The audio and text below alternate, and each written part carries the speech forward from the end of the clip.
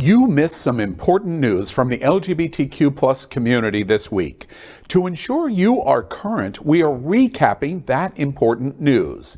Here's what you may have missed. Let's queer up courts.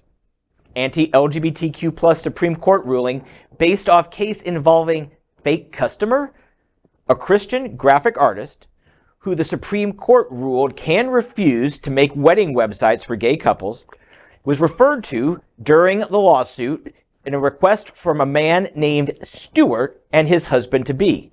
The twist? Stewart says it never happened.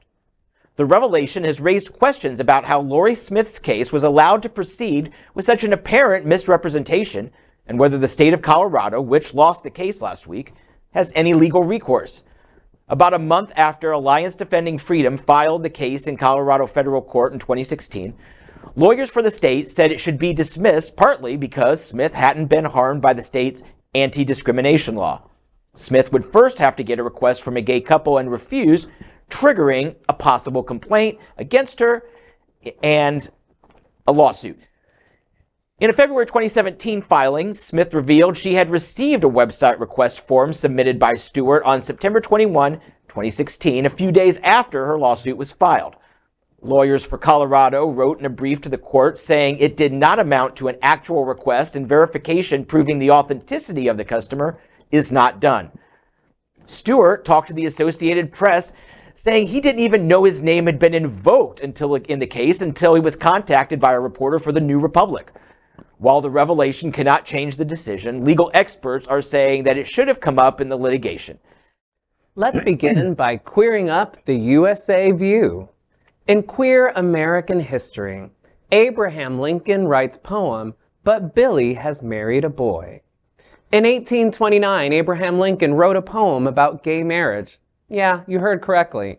A decade ago, the Washington Blade published a piece in which Mark Siegel told why he thought the dismissal by most historians that Lincoln might have been gay was unconvincing to him. Siegel is the founder and publisher of Philadelphia Gay News, the country's oldest LGBTQ+ news weekly. He mentioned a poem from 1829 written about a boy marrying a boy. The creator of this poem was a 20-year-old man in rural Indiana, and his name was Abraham Lincoln. This poem is thought to be the first reference to gay marriage in U.S. history. Most historians agree that Lincoln wrote the poem as a joke or a rebuttal to the lack of an invitation to a friend's wedding. But how a backwoodsman conceived a boy marries a boy poem in 1829 remains a big question. The poem was included in the first major biography of Lincoln, written by his law partner, William Herndon. Revisionists omitted it in subsequent editions. It didn't reappear in Herndon's edition until the 1940s. The poem starts like this, quote, "I will tell you a joke about Jewel and Mary. It is neither a joke nor a story. For Reuben and Charles have married two girls, but Billy has married a boy," end quote. Let's queer up health. Federal judge temporarily blocks Kentucky's ban on hormone treatments as gender-affirming care. Kentucky's full ban on gender-affirming healthcare for transgender kids was set to go into effect at midnight on Thursday, but a federal court issued a temporary block just hours before it happened. Although advocates are happy with the court order to currently block the ban, they still worry about what could happen if the block is lifted. They argue the ban will have tough impacts on trans kids who currently receive treatment in Kentucky. They will no longer be able to receive that level of healthcare in the state.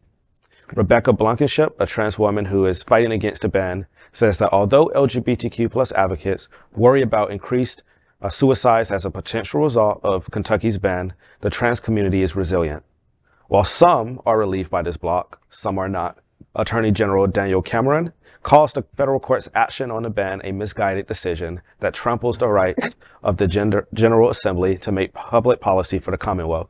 He mentions Senate Bill 150 and says it is a common sense law that protects Kentucky children from unnecessary medical experimentation with powerful drugs and hormone treatments. Cameron says, and I quote, "I will always fight the radical idea that risky drugs and life-altering surgical mutilations should be tools to put confused children on an inevitable path towards a life of gender dysphoria," end quote.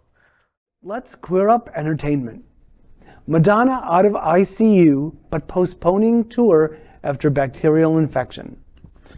Madonna was rushed to a hospital in New York City on Saturday night after she was found unresponsive. The 64-year-old singer was reportedly intubated for at least a night. She was awake and recovering Wednesday with the tube removed.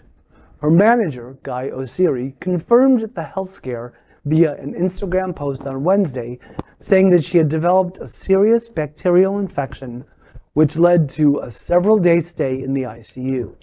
But her health is improving, and she will be kept under medical care until she is fully recovered.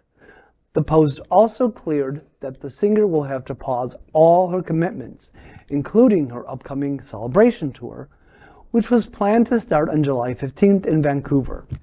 Madonna announced the Celebration tour earlier this year to commemorate the 40th anniversary of her music career.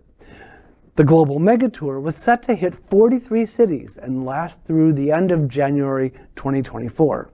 According to the statement by her manager, the tour is postponed until further notice. More details of Madonna's infection and hospitalization are still not revealed.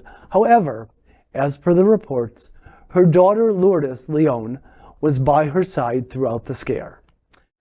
Keep watching the only television news in the world from our LGBTQ+ community and stay informed on everything that is important for and about our diverse LGBTQ+ community.